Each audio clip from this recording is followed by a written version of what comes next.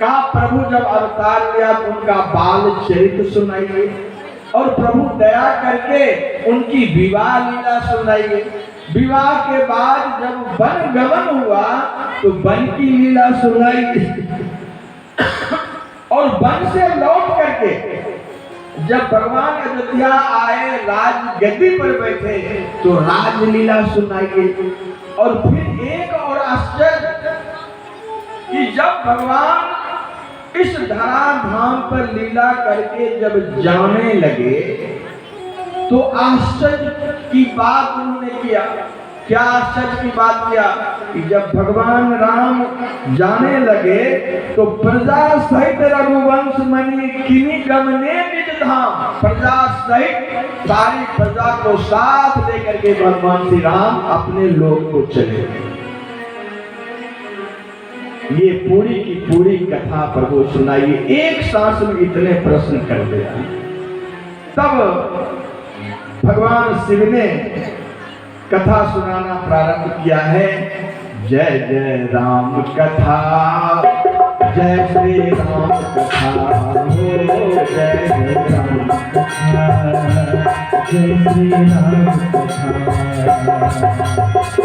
श्रवण कर मिट जाती है, श्रवण कर मिट जाती है, श्रवण कर मिट जाते हैं, श्रवण कर मिट जाती है। जन्म जन्म की कथा हो, जय राम कथा, जय श्री राम कथा हो, जय जय राम कथा, जय श्री राम कथा, जय श्री राम कथा, जय श्री राम कथा, जय श्री राम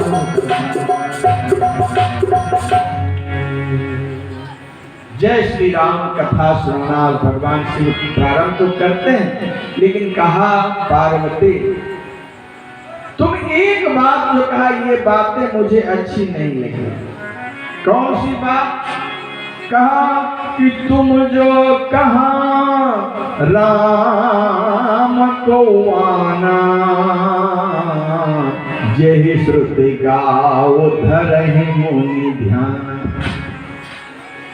ये वही राम है महाराज दशरथ के पुत्र राम, जो सिद्ध संत लोग ध्यान करते हैं, जिनका ध्यान में दर्शन करते हैं, वही ध्यान वाला राम वही है या कोई दूसरा है? आज भगवान शिव ने कहा कि देवी, भगवान शंकर के कितने मुख हैं? 5 मुख।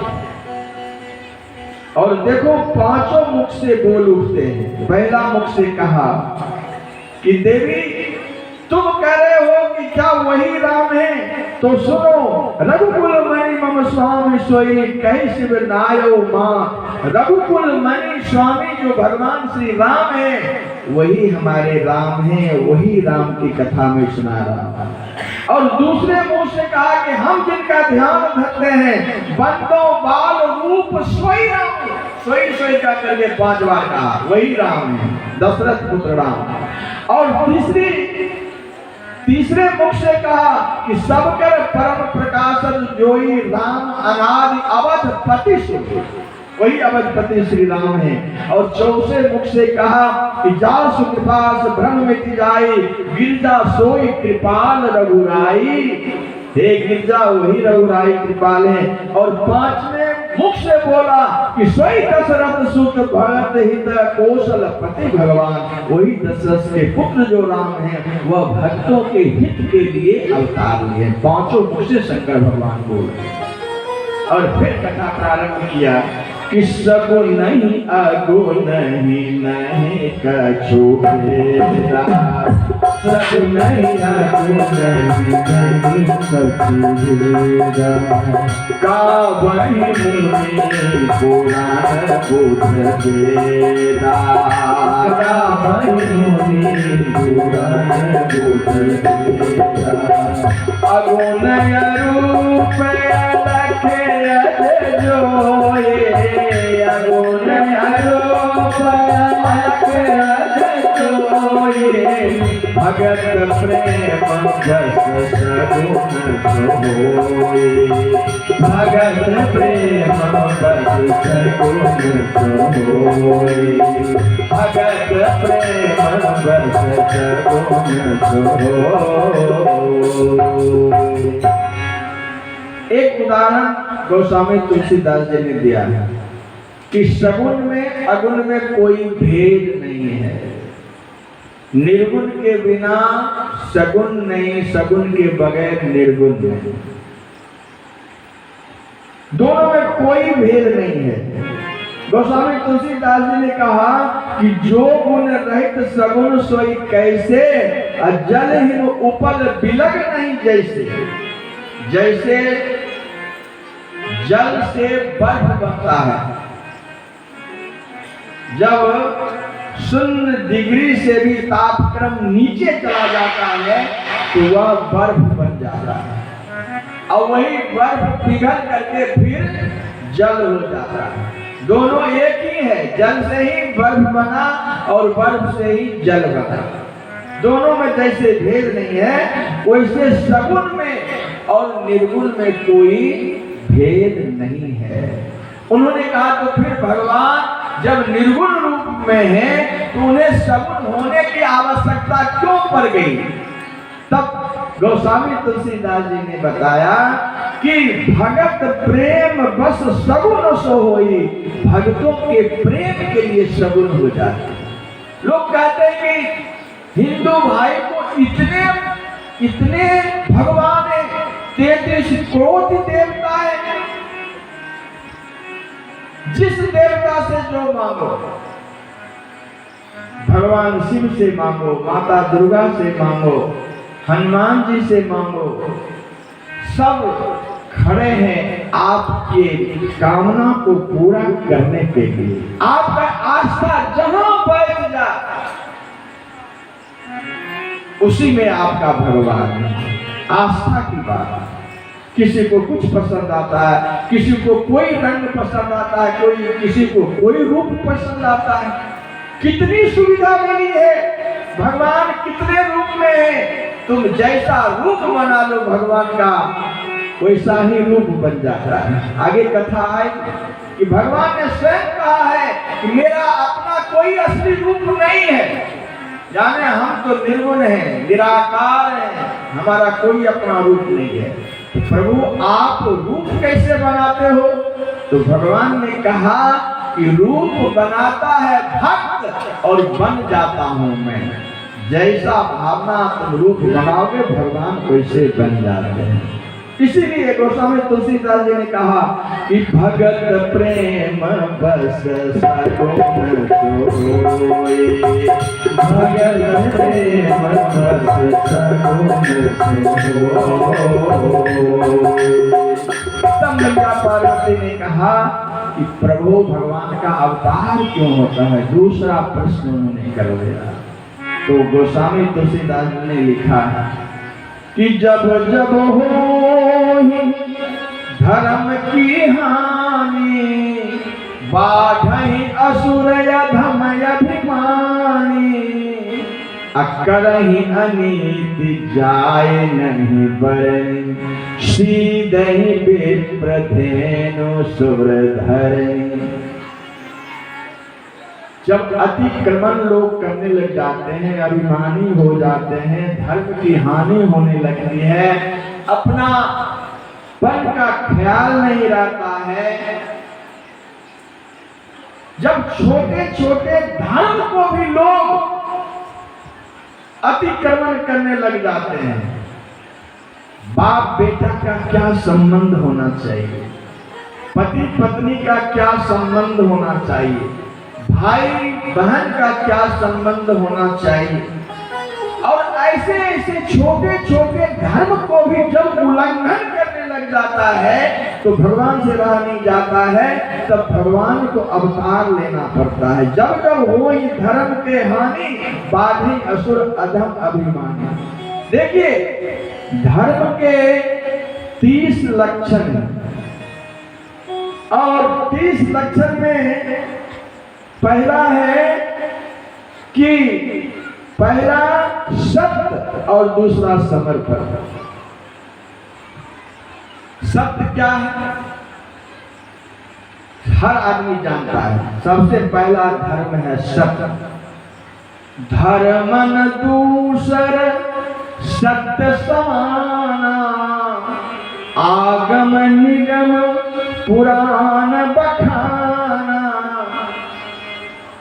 सब जानता है कि सत्य बोलना चाहिए, लेकिन सत्य बोलना लोग छोड़ देता है। बात बात पर झूठ, बात बात पर झूठ, बात बात पर झूठ, अकारण कोई कारण नहीं हो तो एक बात से अकारण झूठ बोलने में लोग लगे हुए हैं। पहला धर्म तो इसी को खत्म कर देता है आदमी। इसी धर्म को मान लेना सबसे बड़ा कोई धर्म नहीं है। और अंतिम है समर्पण। भगवान के प्रति समर्पित हो जाओ। तुम्हारा क्या है इस संसार में? क्या लेके आया और क्या लेकर के जाओगे? खाली हाथ आया और खाली हाथ जाओगे। ये 2 दिन का मेला है, सारा संसार का झमेला है। एक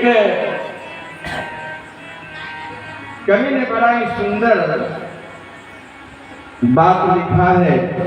एक भजन के द्वारा मैं आपको सुनाता हूं, धैर्य ध्यान आप दीजिएगा, शायद आपको भी अच्छा लगे।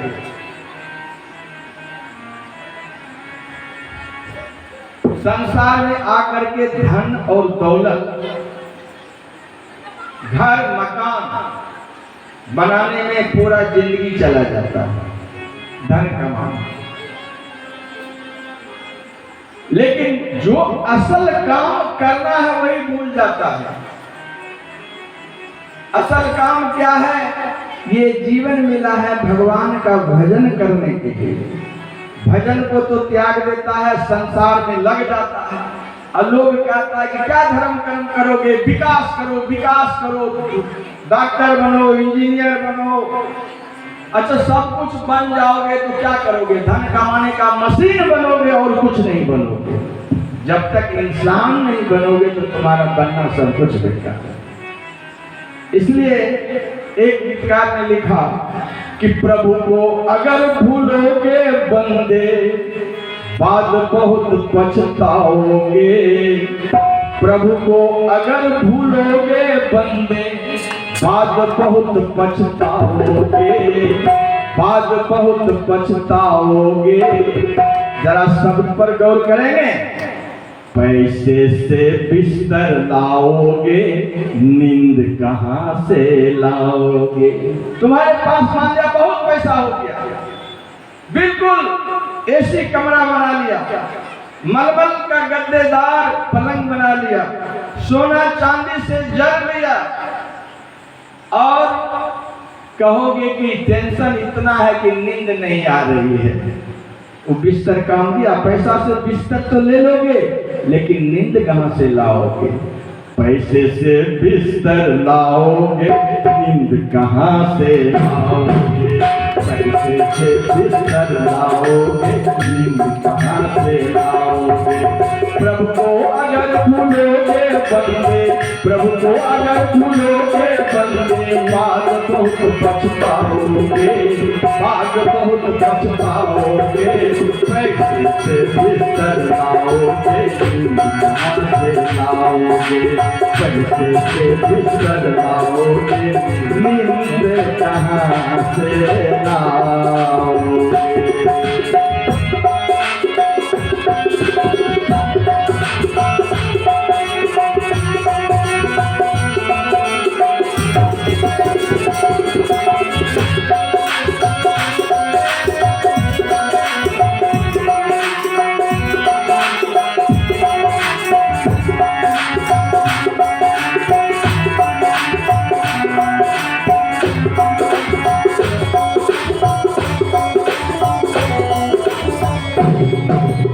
पैसे के खातिर बंदे तो करता रहा हेरा फेरी, पैसे के खातिर बंदे तो करता रहा हेरा फेरी। घी में डालदा डालदा में घी करते नहीं तनिक देरी, घी में डालदा डालदा में घी करते नहीं तनिक देरी, सुंदर भक्त को कब तक बंदे, सुंदर भक्त को कब तक बंदे, यूं ही व्यर्थ गवाओगे। पैसे के कारण झूठ, फरेब, जाल सब कुछ करते हो, सब मिलावट का धंधा करते हो, झूठ बोलते हो। अगर जिंदगी तुम्हारे ऐसे ही चलती रहेगी तो तुम्हारा तो जीवन व्यर्थ जाएगा कि नहीं जाएगा। इसलिए कहते हैं सुंदर भक्त को कब तक बंदे, यूं ही व्यर्थ कमाओगे। सुंदर भक्त को कब तक बंदे, यूं ही व्यर्थ कमाओगे। सुंदर भक्त को यूं ही बंदे, सुंदर भक्त को यूं ही बंदे, कब तक व्यर्थ कमाओगे, कब तक व्यर्थ कमाओगे। लेकिन पैसे से क्या करोगे? तो पैसे से भोजन लाओगे। पैसा है तो आप 56 प्रकार का व्यंजन घर में लगा दोगे, लेकिन भूख नहीं रहेगा तो खाओगे। कई गैस उठ रहा है महाराज, खाने की इच्छा नहीं करता। इसलिए शरीर को स्वस्थ रखना जरूरी है। पैसे से भोजन लाओगे, भूख कहाँ से लाओगे? पैसे से भोजन लाओगे, भूख कहाँ से लाओगे? प्रभु को अगर भूलोगे बंदे, प्रभु को अगर भूलोगे बंदे, बात बहुत पछताओगे, बात बहुत पछताओगे। पैसे से भोजन लाओगे,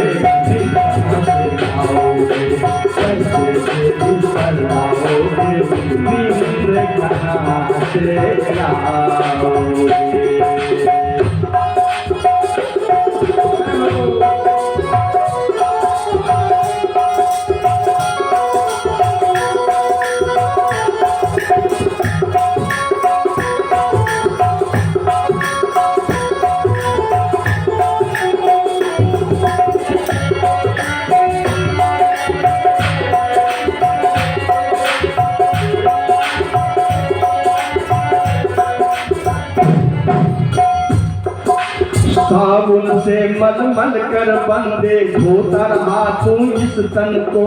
साबुन से मलमल कर बंदे, धोता रहा तू इस तन को। मन तो तेरा गंदा रह गया, धोता रहा तू इस तन को।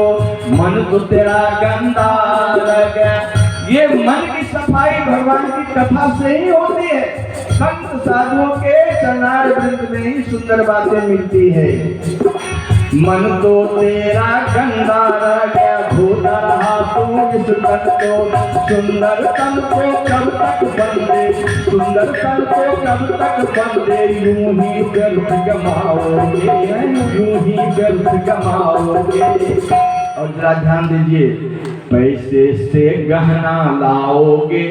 पैसे से तो खूब सोना खरीद सकते हो, पैसे से गहना लाओगे, रूप कहाँ से लाओगे?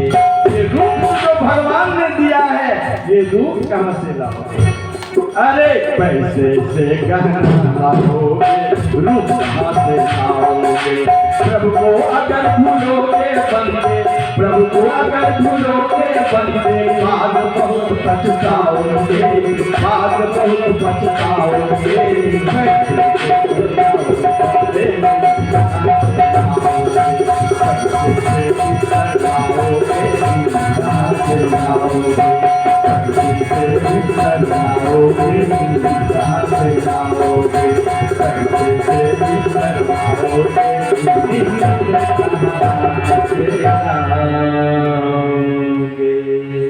देखो, सारा जिंदगी हम समर्पण कर देते हैं इस संसार के लिए, लेकिन क्या हाथ में आता है, क्या लेके जाता है? कुछ नहीं लेके जाता। आपका किया हुआ कर्म, आपका किया हुआ धर्म, आपका इंसानियत ही साथ जाएगा, दूसरा कुछ भी साथ नहीं। इसलिए हमेशा धर्म की ओर, धर्म की पथ पर चलना चाहिए। और ये धर्म कहीं दूर नहीं है, आपके घर में ही धर्म है। बेटा बाप का आज्ञाकारी बने, बाप की सेवा करे। पत्नी अपने पति की आज्ञा का पालन करे। इससे बड़ा धर्म कोई दूसरा नहीं है। धन के पीछे बेटा बाप को भूल जाता है, बहू सास को भूल जाते हैं, अपना घर में ही धर्म बिगड़ रहा है और दूसरे को नुक्ताचीनी करते फिरते हैं। यही धर्म है। जब जब हो ही धर्म के जब जब हो ही धर्म के तब तब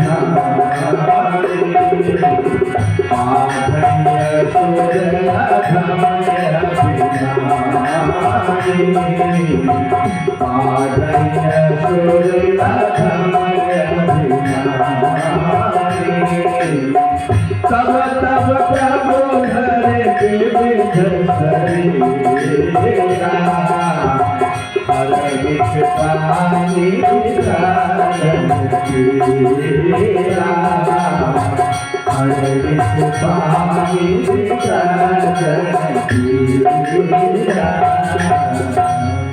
भगवान शंकर ने मैया पार्वती से कहा, देवी जब धर्म की हानि होती है तब भगवान का अवतार लेना आवश्यक हो जाता है। अवतार लेकर के करते क्या है, कहा अवतार लेकर के लोगों के सही दिशा दिखाते हैं, सही मार्ग पर चलाते हैं। जब भगवान राम का अवतार हुआ तो भगवान राम ने अपने चरित्र से संसार वाले को सीख दिया, अगर आप धर्म को निर्माण करना चाहते हो, धर्म पर चलना चाहते हो तो कहीं जाने की जरूरत नहीं है, राम के आचरण को पालन करो। राम ने कैसे पिता के साथ धर्म का पालन किया, राम ने कैसे पत्नी के साथ धर्म का पालन किया, राम ने कैसे अपने भाई के साथ पालन किया। राम के चरित्र को देखो ना, यही है राम कथा, यही है राम कहानी। राम जन्म के हेतु अनेका, राम जन्म के हेतु अनेका,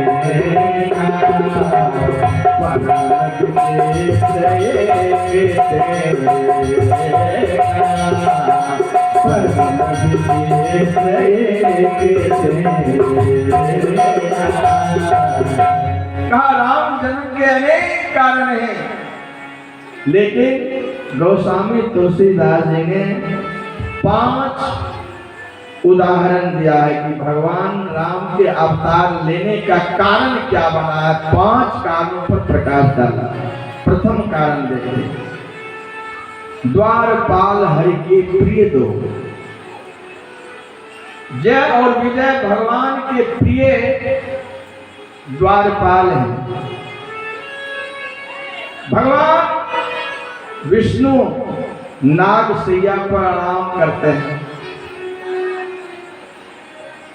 और जय और विजय रक्षा करते हैं, द्वारपाल बनकर के खड़े रहते हैं।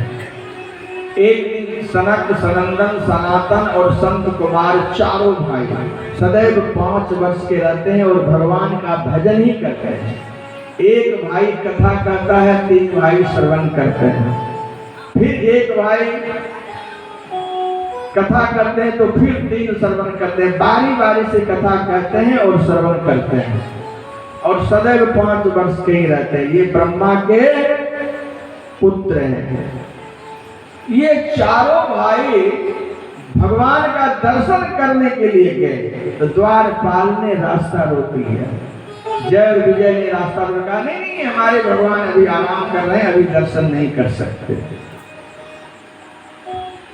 सनक, सनंदन, सनातन, संत कुमार चारों भाई क्रुद्ध हो गए और उन्होंने श्राप दे दिया कि जाओ, तुम भगवान से मिलने का रास्ता रोक रहे हो, तुम राक्षस वाला काम करते हो, तुम राक्षस बन जाओ। विप्र श्राप ते दोनों भाई, तामस यसुर देह दिन पाए। और यही हो गया विजय दोनों असुर हो गए। लेकिन भगवान के कानों में ये आवाज पड़ी। भगवान दौड़े दौड़े आए, सनक सनंदन सनातन चारों भाई प्रणाम किया। भगवान ने कहा कि देखो ये दोनों हमारे गण हैं, हमारे सेवक हैं। आपने तो श्राप दे दिया कि राक्षस हो जाओ, और एक जन्म तक नहीं, तुम 7 जन्मों तक राक्षस बने रहोगे। इसलिए कुछ सुधार करो। तब कहा कि भगवान इन्होंने आपके दर्शन से रास्ता रोक लिया, इसलिए मुझे क्रोध आ गया। लेकिन प्रभु कि अगर यह आपसे भक्ति करेगा तो 7 जन्म लग जाएंगे, अगर आपसे यह बैर करेगा तो 3 जन्म में ही इसका उद्धार हो जाएगा। तो वही पहला जय और विजय जो था, उनको 7 जन्म का श्राप था, लेकिन संशोधन हुआ तो 3 जन्म में उद्धार करने का उपाय बताया। जय विजय ने सोचा कि चलो भगवान से हम बैर ही करें, और भगवान ने भी कहा कि चलो इसके उद्धार के लिए 3 जन्म लगेंगे, तो हम 4 अवतार इनको उद्धार करने के लिए लेंगे। पहला अवतार लिया है उन्होंने कि कनक कश्यपी और हाटक लोचक 2 भाई कौन बने, हिरण्याक्ष और हिरण्यकश्यप दोनों भाई बन गए पहला जन्म में। और उसको उद्धार करके लिए हिरण्याक्ष को उद्धार सुअर के रूप में भगवान ने किया था। सुअर का अवतार लिया, मीन कच्छ और बराह नरोत्तम वामन परशु भगवान। ये दशावतार में भगवान ने बताया है कि उन्होंने सुअर का भी रूप लिया है, और फिर हिरण्यकश्यप को मारने के लिए नरसिंह भगवान का रूप लिया है। ये दोनों भाई का उद्धार भगवान ने किया है, पहला जन्म। और दूसरा जन्म जो हुआ है सो विजय समर बेर बेख्याता धरि बराह बपुए निपाता होई नर हरे दूसरे पुनि मारा जब प्रहलाद सुजस विस्तारा भय निशाचर जाइते महावीर बलवान। और वही जय और विजय दूसरे अवतार में रावण और कुंभकर्ण बना, और रावण और कुंभकर्ण को संहार करने के लिए भगवान राम ने अवतार लिया।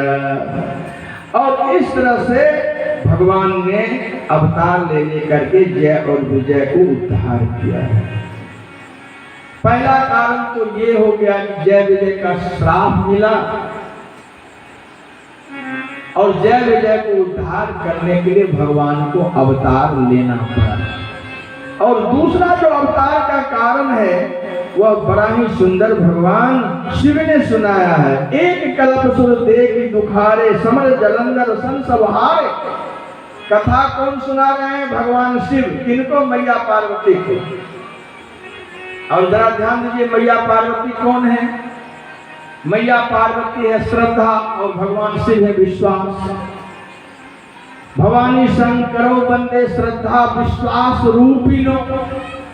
और जहां श्रद्धा है और जहां विश्वास है तो वहां कथा प्रारंभ होती है, और जब कथा हुई है तो भक्ति उपजता है, और भक्ति जब उपजता है तो व्यक्ति नम्र बन जाता है, नम्र बन जाता है।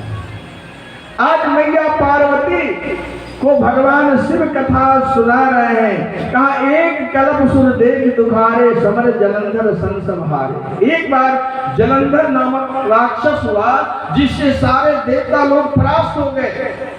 सब देवता लोग त्राहिमाम करने लग गए, भाई रक्षा करो रक्षा करो रक्षा करो। भगवान शिव भी उस संग्राम में गए, लेकिन जलंधर को मार नहीं सके। भगवान शिव भी वापस आ गए। जो कालों के काल महाकाल है, वह महाकाल भी महाकाल भी जलंधर को नहीं मार सके। शंभु किन्न संग्राम अपारा धनुष महाबल मरे न मारा। तो मैया सती को, पार्वती को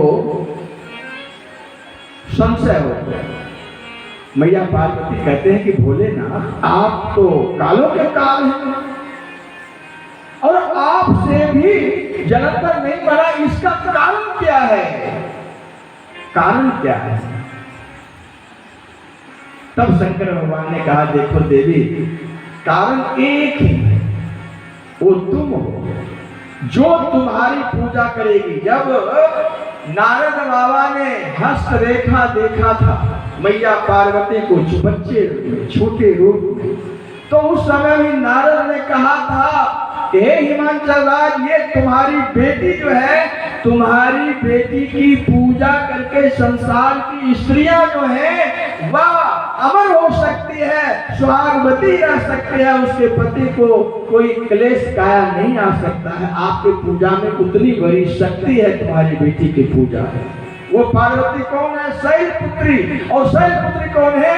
तो जगत जननी जगदम्बा परामा भगवती मां दुर्गा जी। इनके पूजा में वो शक्ति है कि जो माँ इनकी पूजा करेगी उसका अखंड सुहाग रहेगा, उसके पति को बाल बांका नहीं होगा। इसलिए कारण तो तुम ही है कि तुम्हारी ही पूजा वो सती को, जलंधर की पत्नी वृंदा जो है वह आराधना करती है और उसके आराधना के बल पर वो जलंधर मरता नहीं है। परम सती असुराध बनारे, तेहि बनताहिन जितहि पुरारी। उसके कारण, उनके सतीत्व के कारण भगवान शिव जीत नहीं पाते। कहा प्रभु कैसे मरा जलंधर? तब शंकर भगवान ने कहा, छल कर तार उता सुव्रत, प्रभु सुर कारज किन, जब तहि जानो परम तब श्राप कोप कर दिन। कहा छल करी तारो तासु व्रत। भगवान विष्णु ने क्या किया कि जलंधर का रूप लेकर के और सती वृंदा को, सतीत्व को नष्ट किया है। उनके अंग को स्पर्श किया है और उसी समय जलंधर भगवान शिव के हाथों मारा गया। तब मैया पार्वती है, वह कहते हैं भोलेनाथ ये तो अन्याय हो गया। उन्होंने प्रश्न कर दिया, एक भगवान हो करके, भगवान विष्णु भगवान हो करके और उनके पति का रूप लेकर के उनके सतीत्व का नष्ट किया, तो ये भगवान कैसा कि एक सती के सतीत्व को नष्ट करे? ये तो प्रश्न खड़ा होता है। भोलेनाथ ये कौन सी कथा आप सुना रहे हो? तब शंकर भगवान ने कहा, देवी गूढ़ रहस्य को जानो। इस संसार में जितने भी जीव हैं उस सबके पति एक ही है। स्त्री और पुरुष में कोई भेद नहीं है, ये सारे जीव हैं और इस जीव का पति एक ही है, परमात्मा ईश्वर एक ही पति है। और भक्ति जब करता है तो भगवान को प्राप्त करने के लिए करता है। तो जलंधर की पत्नी वृंदा जो थी वह अपने पति की सेवा के द्वारा परम पति परमेश्वर को प्राप्त किया, भगवान विष्णु को, और कुछ भी नहीं। तो उससे भी वह संतुष्ट नहीं हुई। तब भगवान ने भागवत कथा में जो कथा आई है वह सुनाया। एक कृष्ण जब बांसुरी बजाई तो हजारों गोपियां अपने पति को छोड़ करके और भगवान कृष्ण के समीप चली आई। जब भगवान कृष्ण के समीप चली आई तब भगवान कृष्ण ने बांसुरी बजाना बंद कर दिया। तो गोपियों ने कहा कि प्रभु और बजाओ और बजाओ और बजाओ। भगवान कृष्ण ने कहा कि देख गोपी, तुम अपने पति के पास सोई हुई थी और वहां से उठ करके तुम मेरे पास आ गई। तुम अपने धर्म को त्याग किया है। तुम्हारा धर्म कहता है कि तुम अपने पति की सेवा करो, पति से कभी अलग नहीं हो। चलो आ गई तो कोई बात नहीं है, लेकिन तुम अब वापस चली जाओ, अपने अपने पति के पास चली जाओ। तो कोई गोपी वापस नहीं गई। गोपियां कहती है भगवान कृष्ण से, हे कन्हैया, जब तुम बांसुरी बजा रहे थे तो एक एक गोपियां का नाम सुनाई पड़ रहा था कि तुम बुला रहे हो। और प्रभु एक बात मैं आपसे पूछती हूं कि मेरा असली पति कौन है? असली पति कौन है? भगवान कृष्ण ने कहा कि देखो पति सेवा का कितना बड़ा महात्मा है, तुम नहीं जानते गोपी। उन्होंने एक कथा सुना। उन्होंने कहा कि देखो एक पतिव्रता स्त्री थी, उसका पति प्रदेश धन कमाने के लिए चला गया और जब धन कमाने के लिए चला गया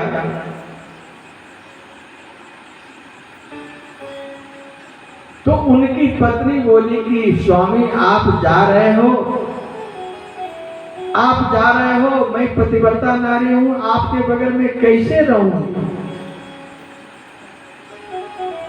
पति ने कहा कि देखो धनार्जन नहीं करेंगे तो परिवार का पालन पोषण कैसे होगा? अगर तुम पतिव्रता नारी हो तो हमेशा कब तक तुम्हारे पास में बैठा रहूंगा? मैं प्रदेश जा रहा हूं, तुम मेरे जैसा मिट्टी का पति बना लो, उसी की सेवा करना पति समझ कर करके, और जब मैं आ जाऊंगा तो उस मिट्टी के पति को छोड़ देना। तो पत्नी ने वैसा ही किया। गोपियां कहते हैं भगवान कृष्ण से कि हे कन्हैया, आप बताओ कि वह पति जब आया तो गेट पर दस्तक दिया कि देवी मैं आ गया हूं, किवाड़ खोलो। और उस समय वह मिट्टी वाले पुतले को जो बना रखी थी पति, उसको सेवा कर रही थी। श्याम सुंदर, मैं तुमसे पूछती हूँ कि क्या तुम्हें गेट खोल देना चाहिए उसे, या उसी मिट्टी वाले पति की सेवा करनी चाहिए? तो उन्होंने कहा कि नहीं नहीं, जब असली पति उसका आ गया है तो मिट्टी वाले पति की सेवा करने से क्या लाभ है? किवाड़ खोल करके असली पति से मिल लेना चाहिए। कन्हैया ने कहा। गोपियां हंसने लगी और कहा यही बात तो है सरकार कि अब तक तो हम माटी के मूर्त की पूजा कर रहे थे, इस जीव का असली पति तो आप हो, इसलिए आप जब मिल गए हैं तो मिट्टी वाले पुतले की पति का क्या जरूरत है?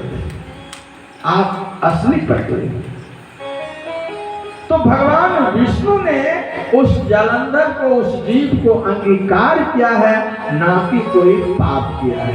लेकिन लीला में जलंधर की पत्नी वृंदा जो है, जब यह कथा सुनी तो जलंधर की पत्नी को क्रोध आ गया कि आपने आखिर छल तो किया, भले जीव को उद्धार किया लेकिन छल तो किया।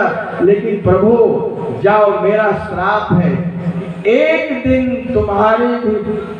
तुम्हारा भी इसी तरह से, जब तुम्हारे पत्नी का भी अपहरण हो जाएगा, दर दर तुम भटकोगे और फिर बाद में जाकर के मिलन होगा, इसका परिणाम तुम्हें एक दिन भोगना ही पड़ेगा। श्राप हरि दिन प्रमाणा कौतुक निधि कृपाल भगवाना, तहां जलंधर रावण भयो रणति राम परम पद दयो। और वही जलंधर जो है वह रावण बना, और वही रावण उनके पत्नी सीता को अपहरण करके ले गया और भगवान राम के द्वारा फिर उस रावण का उद्धार हुआ है। तो कहने का भाव यह है कि यह जीव का पति जो है वह ईश्वर है, लेकिन कर्म के अनुसार तो भोग भोगना ही पड़ता है। उसका परिणाम चाहे भगवान ही क्यों ना हो, लेकिन लीला के दरमियान में भी उसको भी उसका भोग भोगना पड़ा। इस तरह से दूसरा जन्म का कारण सुनाया। एक जन्म कर कारण ये एक जन्म का कारण ये जही लगे राम धरे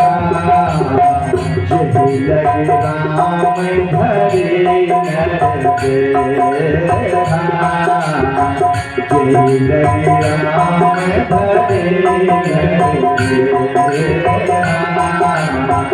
जही लगे राम धरे। एक जन्म का ये कारण। और तीसरा कारण सुनाया नारद जी का प्रसंग।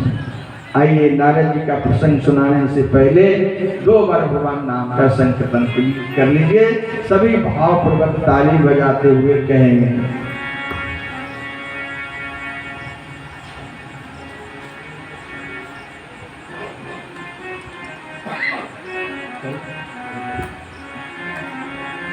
मधुरे मधुरे सीताराम सीताराम मधुर मधुर नाम सीताराम सीताराम मधुरे मधुरे सीताराम सीताराम मधुर मधुर नाम सीताराम सीताराम मधुर मधुर नाम सीताराम सीताराम मधुर मधुर नाम सीताराम सीताराम पावन पावन नाम सीताराम सीताराम पावन पावन नाम सीताराम सीताराम पावन पावन नाम सीताराम सीताराम पावन पावन नाम सीताराम सीताराम मधुर मधुर नाम सीताराम सीताराम पावन पावन नाम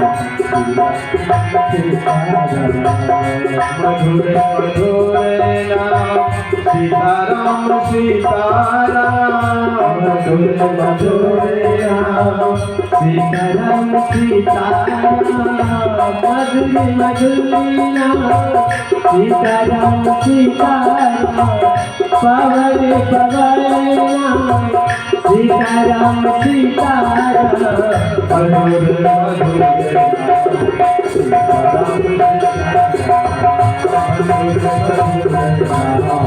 सीताराम सीताराम पावन पावन सीताराम सीताराम पावन पावन सीताराम सीताराम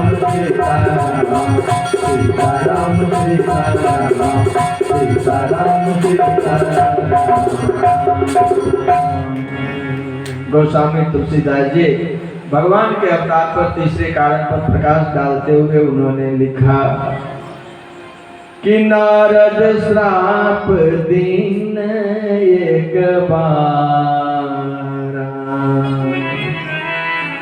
बार नारद ने भगवान को श्राप दे दिया।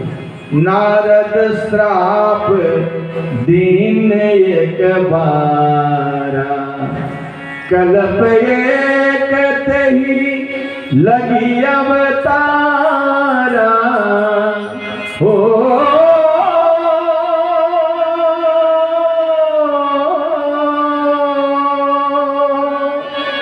कल्प एक लगी तेही अवतारा गिरजा चकित भये सुनि बानी नारद विष्णु भगत पुनि ज्ञानी।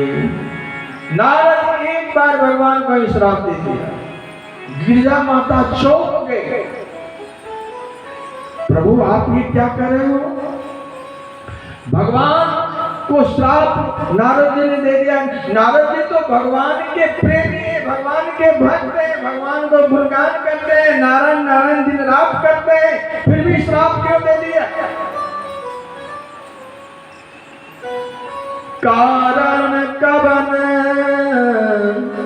श्राप मुनि दीन्हा, काय अपराध रमापद किन्हा। भगवान से क्या अपराध हो गया जो नारद ने श्राप दे दिया? नारद तो हमारे गुरु जी। तब भगवान शिव ने कथा सुनाते हुआ कहा कि देखो, एक बार नारद जी पर्वताखंड में घूम रहे थे। हिमगिरि गुहा एक यति पावनी,